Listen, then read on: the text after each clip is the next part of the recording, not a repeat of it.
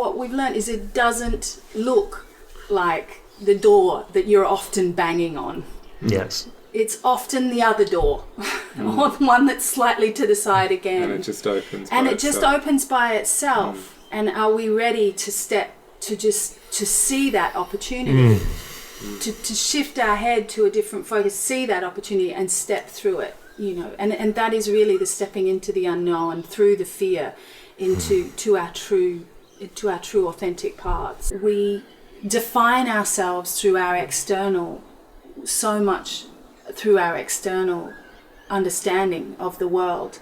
And this time is calling for us to really dive in and define ourselves from what is in our core, what is in our hearts, and deeper still, what is in our souls, what is arising. And I know that, you know, for some that has been challenging, you know, when people have witnessed what I do in the world, because many different sounds will come forward and people go, what, she looks like that, but I can hear this and I can hear that, and what is that and what is that?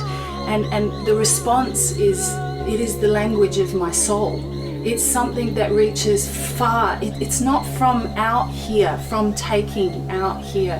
This is where we're redefining ourselves as humans at the moment. To disengage from this taking outside of ourselves, to really bringing up this remembrance of who we are from the soul up and out.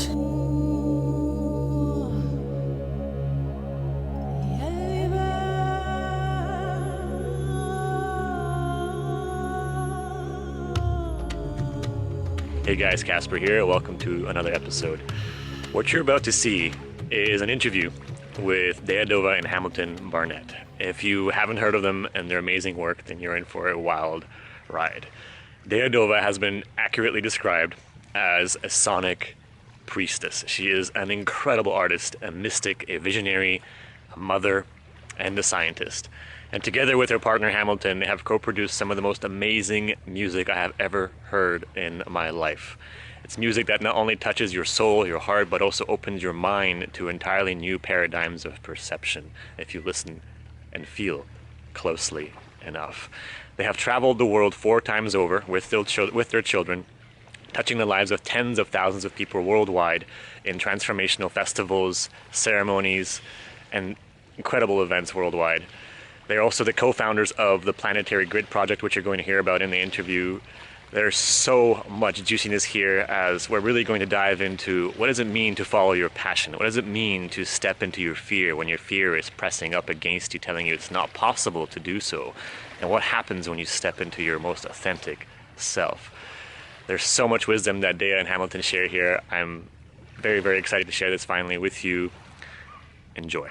Yeah, welcome. Thank you. So, my first question for you both, and, take your time answering in whatever order seems best, but what got you here? I know from my personal story and from working with others, there comes a point in someone's life, and most often it doesn't, where you just say yes to that voice that takes you into that choice of saying yes to fear, to that thing that you really want to do but you're afraid to do. That place where your heart wants to go, your soul wants to go, but perhaps your heart is trembling with fear at. Were you always like doing this crazy stuff, this amazing music, traveling around the world, inspiring people, and not just inspiring people, but unifying people, inspiring people to dream beyond the limitations of this world? Or did you make a choice at one point to steer in this direction? When was that moment for you? Very cool. I love what you're sharing. Just saying yes. Saying yes to that voice, to that inner place. That was very much my experience. From the beginning. Of feeling a calling, feeling a pull towards. For me, it was towards this music. I'm an untrained musician. I've never learnt to sing or play guitar. Or for me, it was about exploration. And we often hear people talking about, it's not so much the learning about doing something, it's the falling in love with that, the doing something, the passion. And that was very much what happened for me with music. It happened, and I knew that this was the calling I had to say yes to, and for me it was coming at it from a place of innocence, in a way, of I'm just going to check this out and explore this and play with this, and music making's very much been like that for me, the entire journey, because it's not something that I'm coming at that I know how to do, that I've trained, studied, read hundreds of books, made this learned kind of mental trajectory at. It's been this feeling of, this feels so good. Yeah. This feels so good, and I'm going to run with it. I'm going to run with it. And it's this incredible joy of exploration that has impassioned me with making music. Yeah. Mm-hmm. Yeah, for me, it was, I noticed, what did I love when I was young? Like, what naturally came out of my being. And for me, that was a lot of that was rhythm, and so that helped me to say yes to opening, to creating music. And because I was like, yeah, I've been feeling that all my life, something naturally that's in me. And as a creative, I think it's like, who are we to say no to a creative impulse in ourselves? Like, if I say yes to that impulse, then it exists and it becomes something. And if I say no, then it's lost for all time. And we're each a unique being. So the creation that comes through me, or my ideas, or my impulse, or my passion is a unique expression, into the world. This unique spark. So who am I to not honor that spark? Yeah. And Deya's been an amazing teacher for me personally, how she just follows the creative process, like Deya was sharing, without knowing where it's going to go.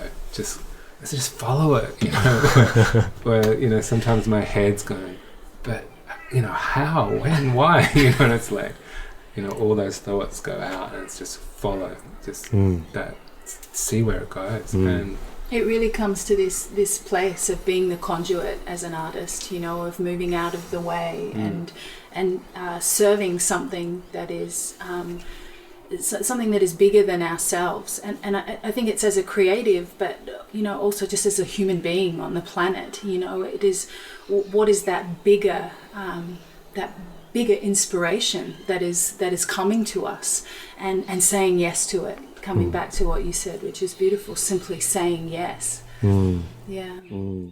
So you're speaking, words and truth that a lot of people speak or like to aspire to in their lives, but you're actually living it.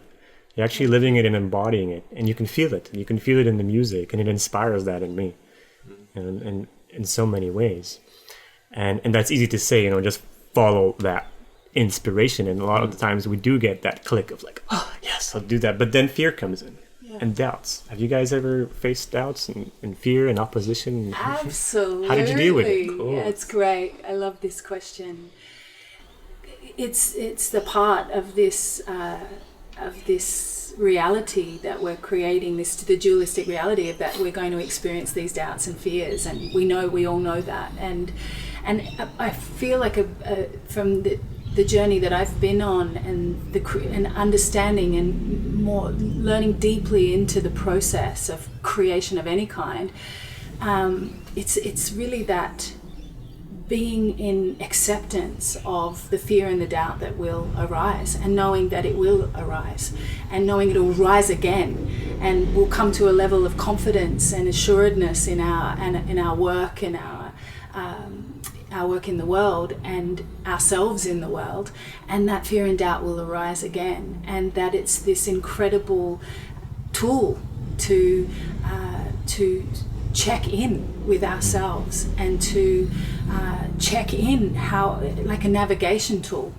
and changing our perspectives to what fear and doubt are, that has really been, for me, a constant learning along the process, is my relationship toward my personal doubt in myself, and the fears that arise from doing what I'm doing in the world, and for putting myself into the world as the unique human being that I am, and really cultivating that relationship with fear and doubt, so that it's a part of the process, and it's something we're just going to move through here and be okay with, and it wobbles and the ship moves, and every time we move through it as creatives, we then find that something wonderful has come from that.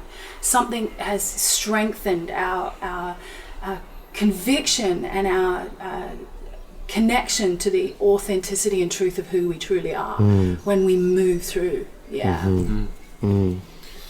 mean, there's two types of fear. There's the fear that says don't step in front of the train because you'll die, and that's a good fear to listen to. And then there's the other fear that is calling us to step into it, like to have courage. It's calling courage to meet fear. And I like the within the samurai movement, that when they say that when the samurai draws his sword, the fear is on the tip of his sword. So for me, that's the fear is in front of me, and I have to walk forward into that fear. Like, you have to move, you have to step forward. And the energy that I need for the golden creation, for the light, is often in that fear. That's because fear, I feel fear in the top of my here, and that's energy in my body. So when I move into that energy, it's available for something else, for my creation or whatever I'm doing in the world. So I can, with it in front, I can step into that dark cave, or whatever the imagery is of the unknown, and and you don't know what's going to happen next. No. And that propels you forward. Yeah. And has that always been easy, or have you found that the more you open up to like the higher calling or the inspiration, that you get this kind of resistance from the universe and from within yourself? How about like other people around you or family? Have other people ever pushed back or been resistant to your efforts or judged your efforts? And how did you deal with that? Absolutely. And tests from the universe that manifest in different ways, for sure. It's like, and the image of the light and the dark, that if something's going forward, there'll be an opposite kind of force that will somehow challenge you. Like a story, like a kind of everyday story for us in our journey was our first tour, our first international tour, just as we were getting our visas checked by the US Embassy to go tour in the States. The whole system shut down, the whole visa system shut down. So we were marooned in Sydney for 2 weeks, not knowing whether we could get on a plane the next day. So each day we were told yes or no. So we're on, with our children, all our equipment and everything, and it was gigs to meet, shows to be at in America. And so it was like, that's an example for us. It's like, okay, so you want to bring your message to, tour America, then do you really want to do that? Because it was right up in our face, and do you really want to do that? And it just tested us, and we were like, yeah, we do. And then the way cleared, and we had an amazing tour. And we got the magical stamp on our passports, because we went for P1 working passports, and got the magical stamp of being exceptionally talented aliens in America. That's the official status. That's our official status on American passports, which we're very honoured. This next song is one of the first songs we wrote together. In this song, I invite you to dance in your ancient origins from the sky. This song is called Footsteps in the Stars.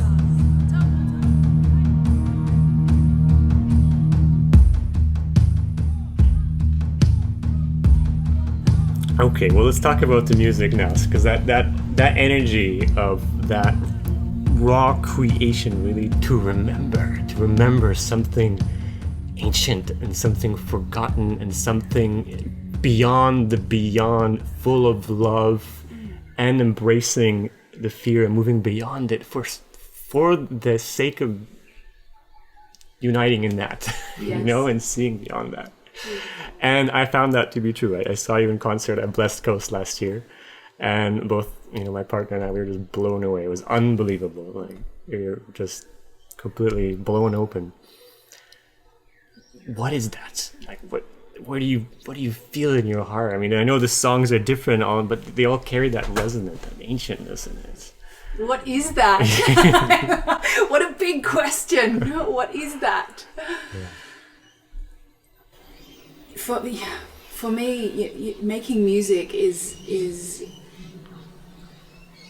about about so many elements, and a big part of it is connecting into these places that are between the lines, these subtle places that we've missed, disregarded in our conditioning and in the realities we've set up for ourselves as human beings on this planet. And a big part of the creative process for me is tapping into those between the line information, that bandwidth, that frequency of energy that exists.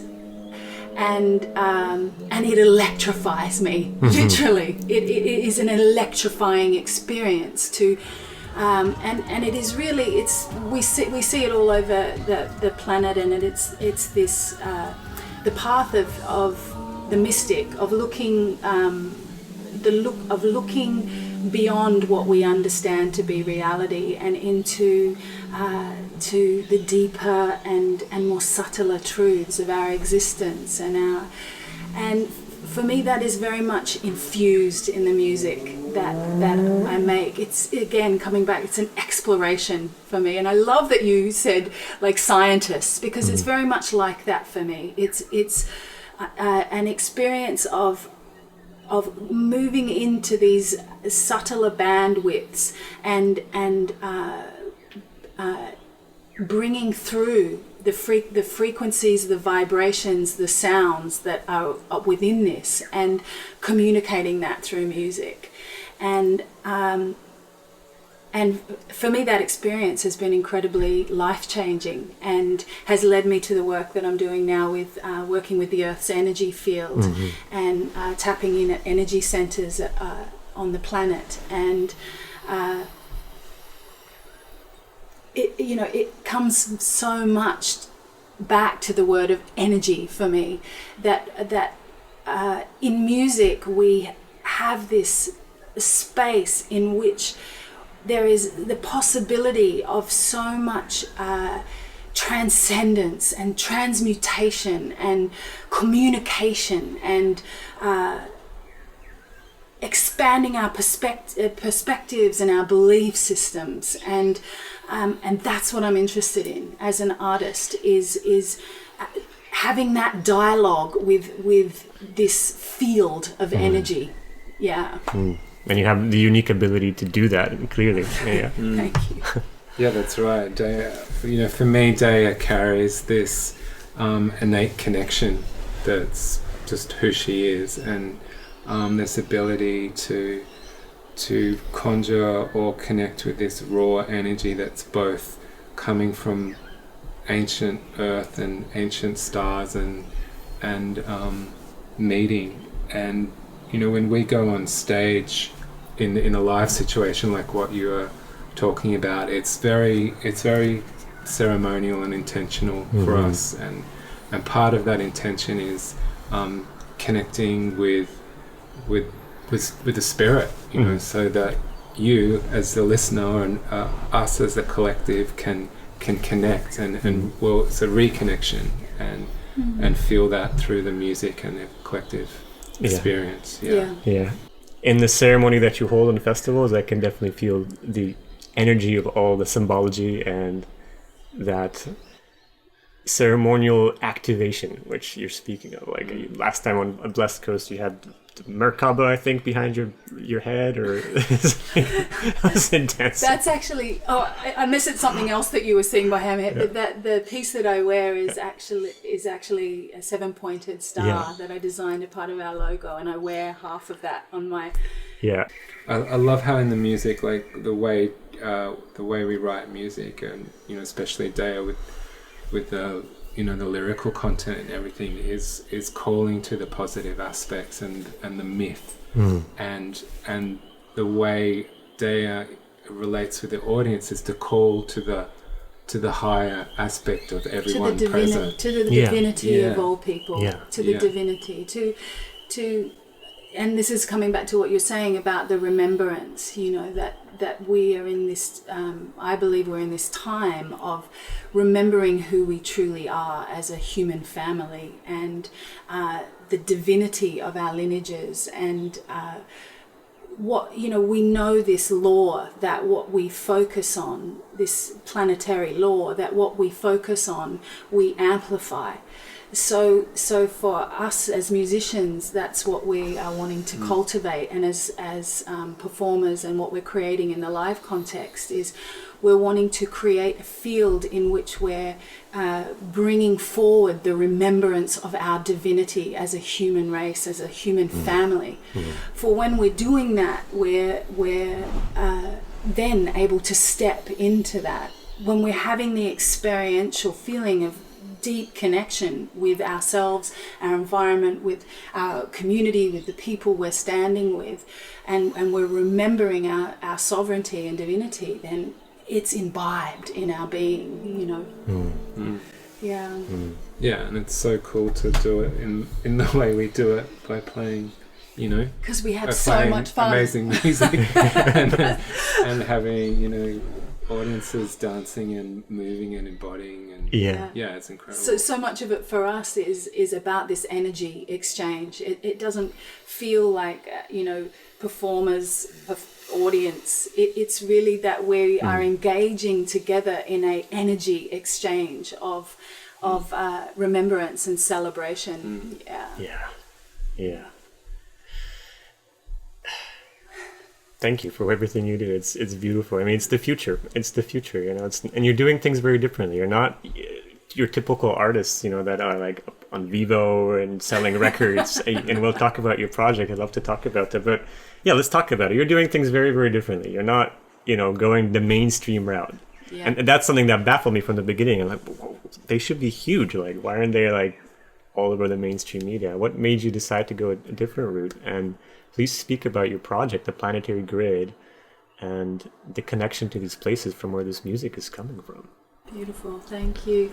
Yeah, a big part of our decision to follow the path that we're to track and carve the path that we have been on has been, earlier on when I was making music, which was 20 years ago, I was trying to break into the industry, and there was a really strong realization of what are we actually trying to break into here, and what actually is this reality, and what does that reality mean. And there was a conscious decision for us of going, there's nowhere we need to fit in here. In fact, we're wanting to do the opposite thing. We're wanting to follow the authentic stream of information that is coming to us as artists and musicians, and it's not going to be able to be compartmentalized into that industry. And it was a really strong point for us, in which we made the decision to release our own music. We have our own record label, which an independent record label, which we've built to be able to release our music and follow that path of the independent artist, and really manage ourself. And a big part of that decision has been to do with the fact that we have 3 children together, and it's really defined our reality. Before, in the early days as a solo artist that I was a mother as well. So there was only certain parts of the game that I could actually play, you know.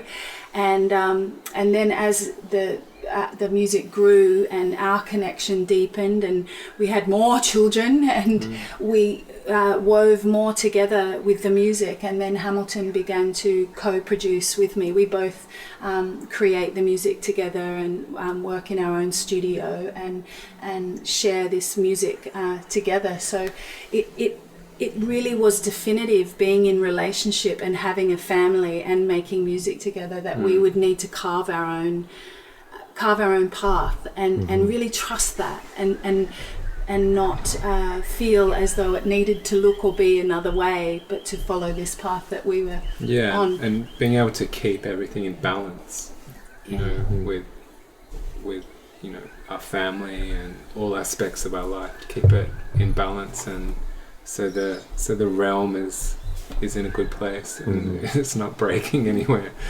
And so yeah, we're one of the ways we created that is we have a bus in the States and the kids come with us on tour, and so we're always looking for creative ways to serve who we are, you know, as ourselves and our partnership and our family. Yeah, so it's another aspect to the exploration and traveling in the unknown. Yeah, and it's fun. It's really fun. Well, that's really beautiful, and this is very important because this stops a lot of people. When you get that creative impulse, you will get that resistance, and it will look like whatever, you know, people judging you, or your inner voice is telling you, I can't do it, or it'll be impossible, or you that part of you that doubts, saying, you know, you're a piece of shit. It's not going to be worth anything. No one will listen. No one will care. But then there's like the external, you know, I call them bullshit excuses that come up. You know, I can't do it because the industry does just. I'm trying to break into the industry, right? And there comes that point, and actually it's in the lyrics of one of your songs of like, I'm just doing it my way, the shadow of the sun. You know that song. That was the moment. Yeah. Please tell me about that moment. Well, that was the moment I was speaking to before, because it is breaking through those doubts. And a little bit of story of that was, you know, I conceived our third child, and that was it, you know, in terms of all of my social programming. I was like, that's the end of making music for me. That's the end of, you know, a career with, you know, performing and sharing my music. I'm tied to the sink. I'm a mother. I've got 3 children. I should be really responsible, and all the programming kicks in, yeah? And that's my story as a mother. Everybody has that programming that kicks in, that obstacle that just goes, there is no way you're going to do this, you know? And I was really blessed and fortunate that to be really connected to, as we are when we're having our children, to the messages that I was receiving from my son at the time in utero. And the message was really clear. It was like, don't you let me be an obstacle for what you need to share with the world. I'm here to support you. You know, I'm here to come along the journey with you. And it was a big aha moment that for me, of, you know, again, this thing of moving through all of my stuff and story and fear and self-doubt and programming to do it our way, like the song Shadow on the Sun says, to do it my way, that will care for my children, that will nurture my relationship, that will nurture myself on the journey, so that I can stay, you know, as connected to source as possible, so that the information that's coming through is really true, is really authentic and true for me. And that's been a really big piece of that puzzle. So hence Shadow on the Sun was that statement of, I'm gonna do it my way. You can all just do it your way. Great. We're all doing it our way. Have we established that? Great. This is my way.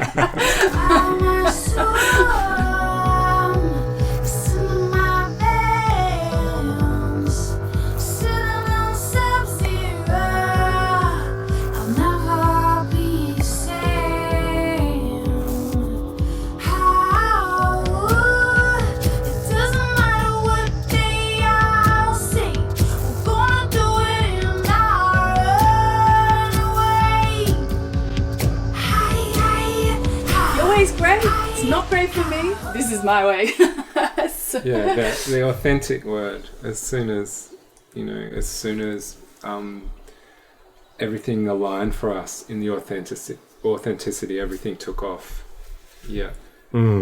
As soon as you aligned everything in the authenticity, everything took off. It just has a natural path. And it doesn't. What we've learned is it doesn't look like the door that you're often banging on. Yes. It's often the other door, or the one that's slightly to the side again. And it just opens. Opens by itself. And are we ready to step to see that opportunity? To shift our head to a different focus, see that opportunity and step through it, and that is really the stepping into the unknown through the fear to our true authentic paths. Yeah. So many people are banging at that front door, and it's like, why won't it open? Why won't it open? And very often we just turn away, and that the door is shut for me. We don't see the one that's to the side, and that is precisely the one that is in the heart. It's like it's always there. You can do it your way, guys. And this is, you guys are redefining what I call redefining happiness. Beautiful. This is what I've striving for and realized in my own life too. Like, people talk about this thing, happiness or success, like it's a definition in a book. We kind of imitate it. Like, okay, you do your thing. You get out of school or college or whatever. You get married, and you go, okay, I'm not happy. What do I do? Well, he and so.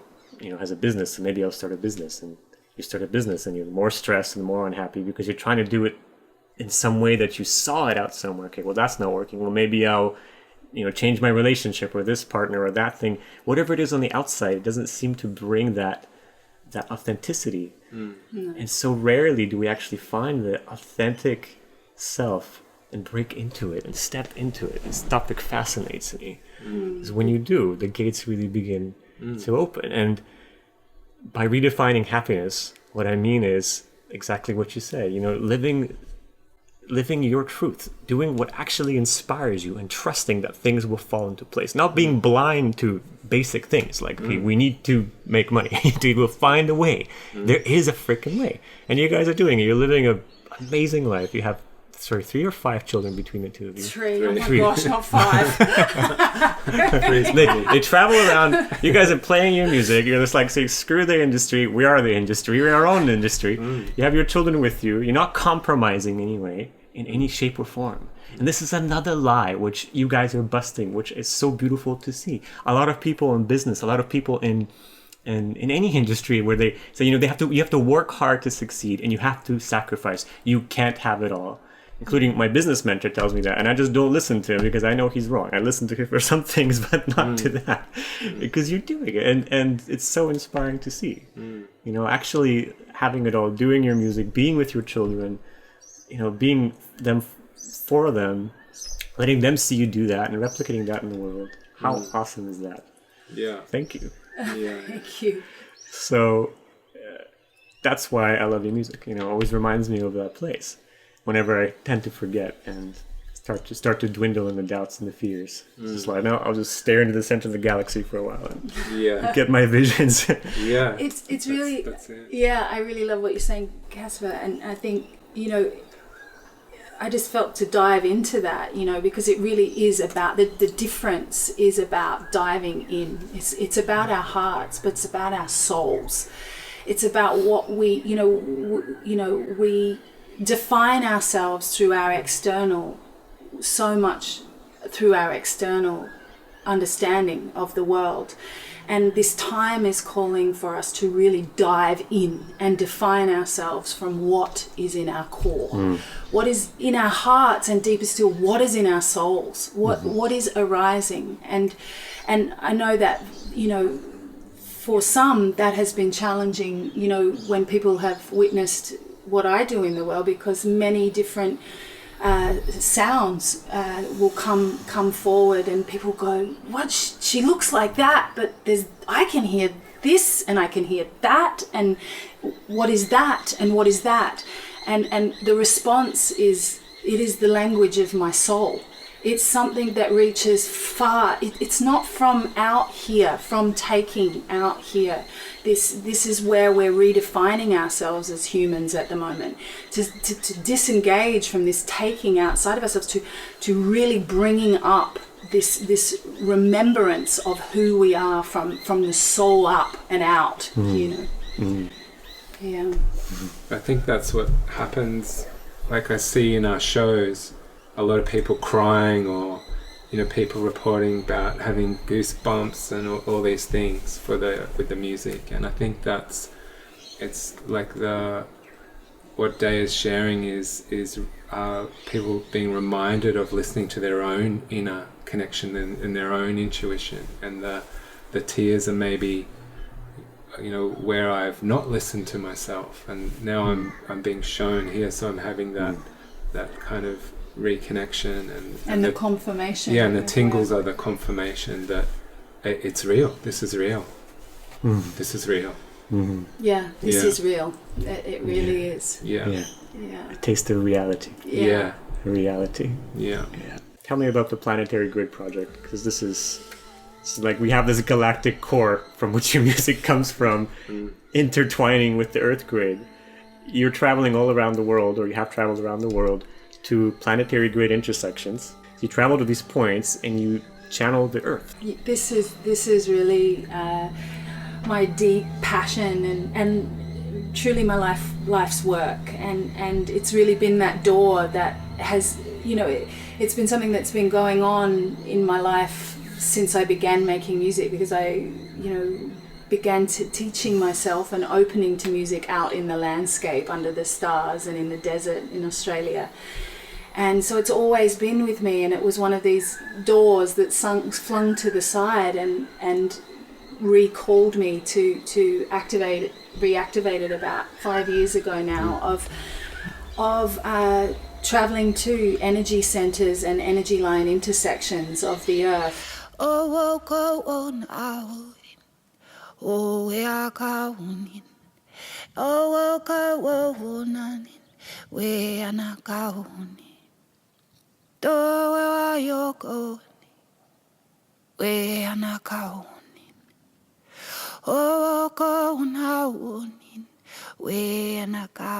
Reconnecting to relationships with different landscapes and places all over the planet, and sharing the energy, frequency and vibration of these sites.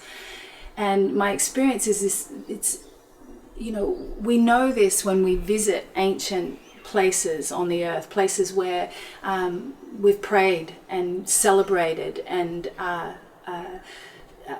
been in connection since the dawn of time. And this is about returning to those places, and for me a reconnection with those relationships, to those places, and to the information that is stored at those places. And the music's been really exciting. It's a massive deep dive for me as I'm in the studio every month. Everything has been recorded live on site in the landscape for the last 4 years now. And Hamilton's role in the project, Hamilton has been documenting, filming and photographing the process. And then I come back to the studio and have been working with these raw recordings that happen spontaneously, like a flow consciousness that happens when I'm at these sites. And now back in the studio, where I've just been this last week, I clean and refine and prepare the songs to be shared. And we're about to share the 5th album of 12 from the collection, which travels all around the world to these different energy centers. And it's been it has been and is an extraordinary experience and process of bringing through music in a different way. And so we travel.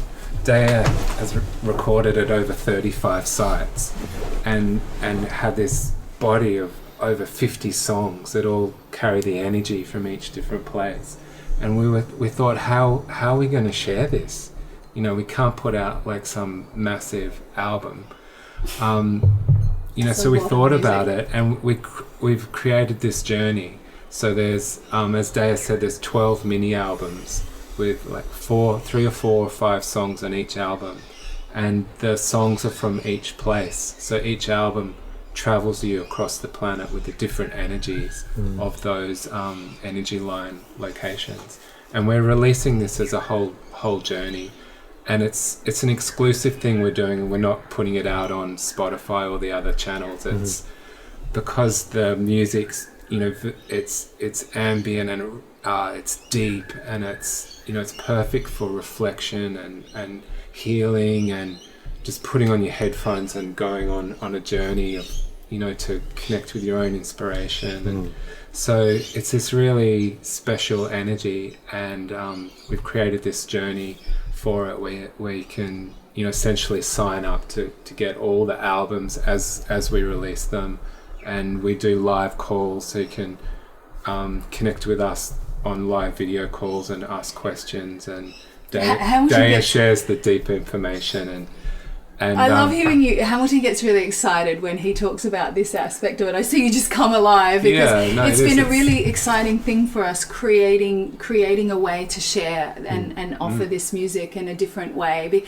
because there is so much more deeper content to it. And and no one's ever done this before. Yeah, tell me about the live calls. That's news to me. What do you do in the live calls? And how the live calls, when the album comes out from the location. So we've released 4 albums so far.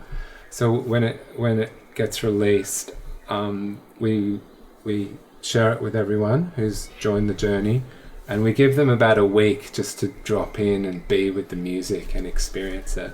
And then we have a live call. It's usually sitting right here, actually, often. Yeah. And Deya will share about the location, and we do a collective, like a journey or meditation to connect with the energy of that place. And then we open it up for Q&A and discussions, and people ask questions and suggest topics they'd like to talk about. And we're building a community around that. And I like to share about the science, and because the concept of the planetary grid is considered quite a pseudo-science, and over the last 5 years I've been sharing a lot at festivals about the geomancy and the mathematics and the research that has been done about the Earth's energy field, and that the maps that I'm tracking at the moment when I'm out on the field. And so a lot of this I talk about and share on the calls, and go into more of the deeper information behind the music. Yeah. Tell me about the most wild moment you've had when you've been doing this, because I'm sure you've had countless. The first one the one that's coming into my mind at the moment is an experience that we had together at Mount Shasta, and it's very notorious that people have extraordinary experiences at Mount Shasta, and ours was in California, where we were recording in the snow, and an electrical storm came over while I was recording this track, and the whole place we were inside a pink cloud of electricity, and my computer blew up, and the rain started pouring down, and the charge was just so phenomenal. And there are so many different experiences at so many different sites. A very fun place for me is Grandmother Spider Rock in Canyon de Chelly in Arizona, where this rock, I had not known of its existence before. I had not known of Canyon de Chelly, and I started to feel this impulse, like a calling of red rock, North America somewhere, spider, and where I got onto the web and tuned in, just typing in spider and red rocks, and discovered this place, this ancient place, really sacred to the Hopi and to the Dene, the Navajo people of the region, the custodians of that land. And next minute we were traveling out there in our bus, and I'm sitting on the cliff, quietening myself to go into a space of deep listening and connection with this site and singing. And it was extraordinary, eagles flying around as I was singing, and a rainbow that came across the horizon. And I often share that when we drop into this space of stillness and communion, creating this possibility when we're in our natural landscapes to be in connection, there's this whole conversation going on in nature, and we're simply dropping into it and joining into the conversation, and it begins to communicate back to us. And this happens everywhere that I go, and it's every time it's truly humbling and ecstatic, rapturous, because it's about deep connection and a sense of belonging with a sense of belonging to something that is so interconnected, so interwoven, and it's truly a humbling experience every time. It's extraordinary. Yeah. In terms of what the music is doing and the message behind it and the tangible results which I'm seeing, is you're not just playing music or performing, you're also unifying people together through that interconnectedness. And one of the most amazing moments I've seen at the festival, so towards the end, towards the wrap-up, you did a song called The Road, and it's about unification of not just the indigenous tribes, but all of us together, humanity together as one tribe, one people.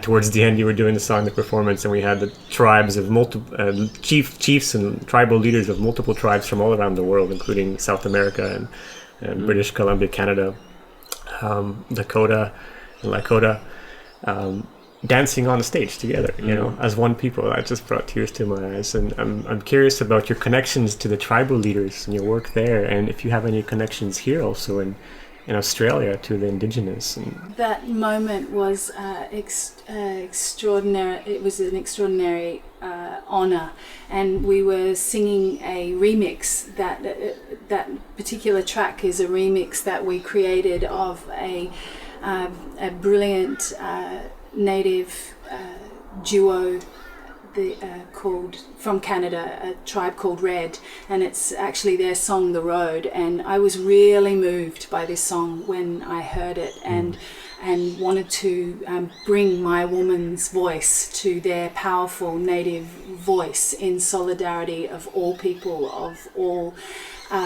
all kinds coming together, and the reunification of the human family.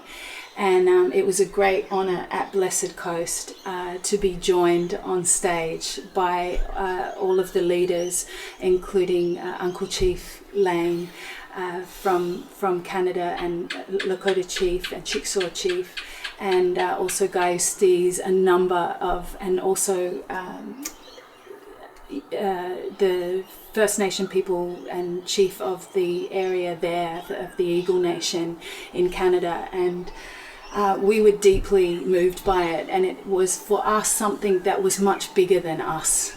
And it was a moment of us all being together in this prayer together. And for me, when I travel to different places and sing on the land, I am always it is always really important for me to learn as much as I can about the custodians of the land in which I'm visiting and singing at, and to honour the people of the land. And also for me, when I'm connecting in and singing in the landscape, I'm connecting into a time.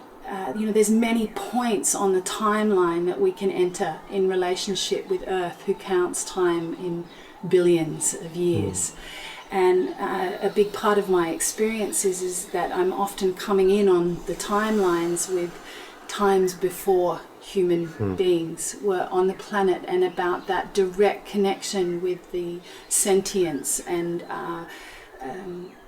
vitality and living, breathing aspect of the earth itself as a being. And so for me it is always really important to first to be in relation and acknowledge that land that I'm in connection with, and to also be in respect for the people who are custodians of that land now and have been for, in most cases, thousands and thousands of years. And that was a real pinnacle for us at Blessed Coast to be joined on stage by so many different First Nation people, and to have been in ceremony together, to have all of us of many colours to have been joined together in ceremony by the elders, to really bring about prayers of a reunification of the human family. And it's something that we are seeing more and more happening all around the planet at many different festivals, and is vital at this time of healing on our planet. Yeah, and we speak about it's important to resist and take action, but the other side is part of our intention is to be the counterbalance. So just by being in this state, we are a counterbalance to the other energies that are happening on the earth, and so we're strengthening that through sacred activism, and that's part of what the music is doing and inspiring and bringing together. And for the tribal leaders that are ready to unify with other peoples, and the ones that feel the music, we have a strong connection with, and we're still connected with all those people that dance on the stage. We regularly in contact. And recently, incredible connections in with Mayan elders and leaders in Guatemala. We just recently visited the beautiful Tikal temple in Guatemala, and also Chichen Itza in Mexico, and connected with some of the respected Mayan elders there. And like Hamilton said, it's those who we are often drawn and have beautiful connections with, those who are ready to be a part of that coming together of the whole, and who are advocates and who are messengers for this coming together of the human family of all colours, black, red, yellow and white together. And your music draws that, so it's real and it's alive. It's alive, You want to touch on this just a little bit more, because you talk about timelines, and so you're playing with some very powerful aspects of consciousness that most human beings rarely realize they have access to. And I hear the past timeline in your music, but I also hear the future one. Can you speak about that one? I love that you've nipped this one into the... Because I hear you going there. And that to me speaks a lot about that unification, the great awakening, and the golden age. Beautiful. And this golden age we've seen before on the planet, and this golden age is dawning again at this time. And the elders, the prophecies speak of it. The elders are ushering it in, and as many of us are, in bringing about, bringing through that dreaming in what we are projecting into the world. Our visions that we are placing into the world are incredibly important at this time. And this word that Hamilton just spoke then, which I love to use a lot, that there is a great tide happening at this time of the two forces of this reality that we live in, of the darkness and the light, and there is a counterbalance occurring, and there is a movement of people who are counterbalancing. We're not snuffing out the dark, we are bringing things into a balance. And we see many of our First Nation and Indigenous and non-Indigenous leaders at this time doing this on the planet, being advocates for this counterbalance, this positive energy. And coming back to the music, for me, music is instrumental in this. because it's energy, frequency, and vibration.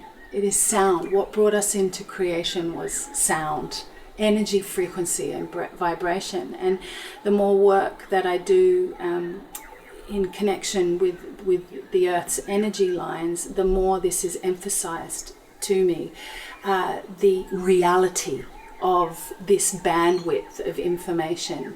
And what I mean is, when we are creating, we are feeding information like a biofeedback loop. And so what we are placing into that biofeedback loop is it's information that is creating our future. Yeah. In the simplest way put.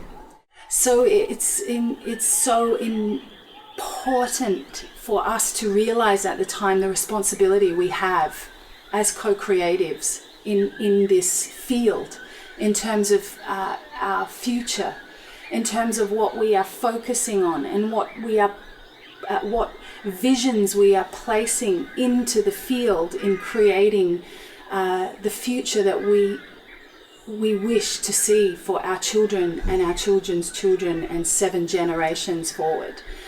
And that's really important for me as a mother and a musician, is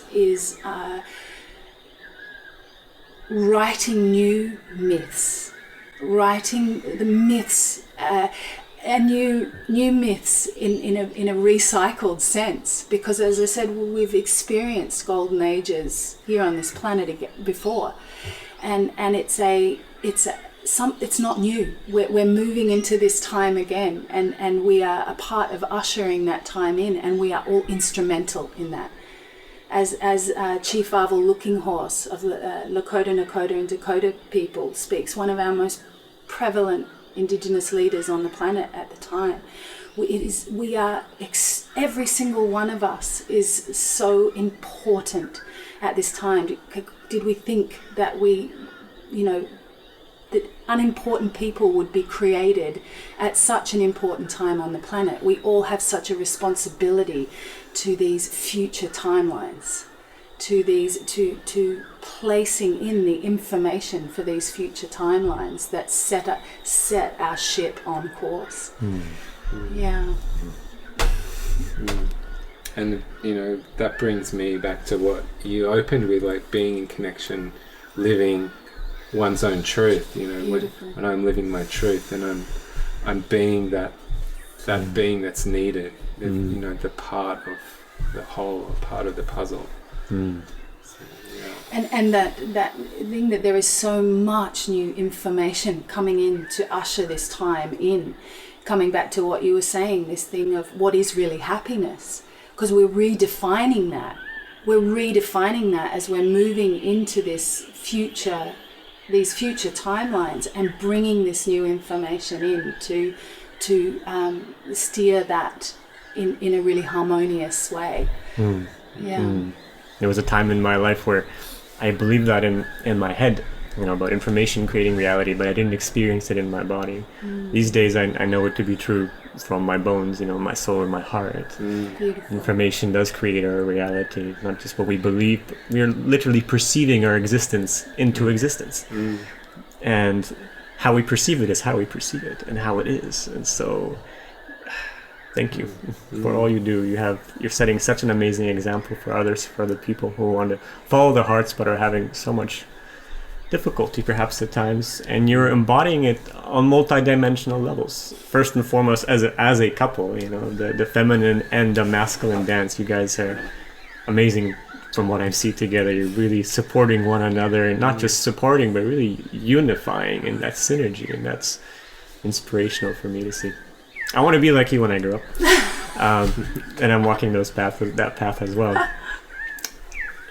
It seems so. Yeah. And you're doing it professionally in the world as a family and beyond. Thank you. Thank you. So your music and the whole Planetary Grid project is available at deyadova.org. That's the website. Deyadova.com. Deyadova.com.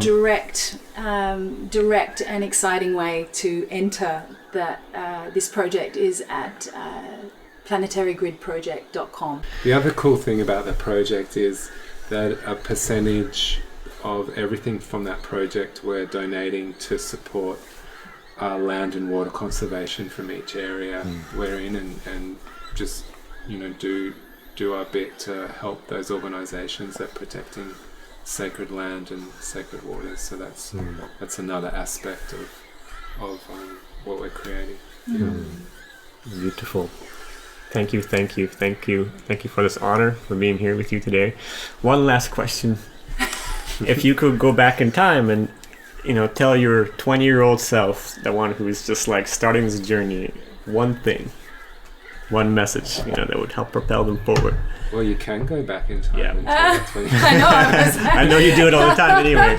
What have you said to her or him? If you could say one thing, I know you said many things. You could say one thing. And, it sounds corny or whatever, but it's the word believe, and trust. Believe and trust. My 20-year-old needed a fair bit of healing, so I'd probably speak a few things in that regard to my 20-year-old. But the overarching message would be, you're awesome. Follow, trust, believe. From here, from what's driving you here. Yeah. Give him a big hug too. You probably needed a really big hug.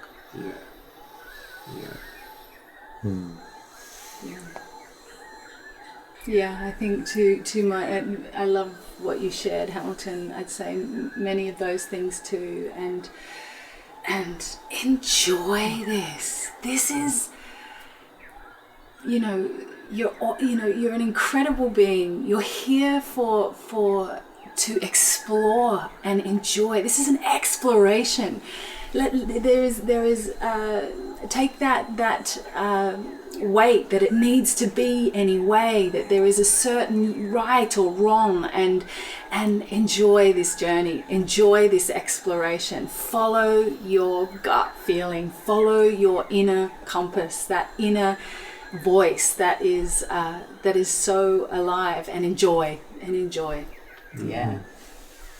Thank you guys so much. It's been a tremendous honor. I'm very, very happy that we did this. Thank you for making this happen. And you guys, Deya Dova and Hamilton, everything is below the video, my website. I highly recommend you check it out if your soul needs uplifting, healing, empowerment, and so much more, which you've heard in this video interview. Thank you guys. Thank you for having us. Yeah, Great to thanks, chat. Krista.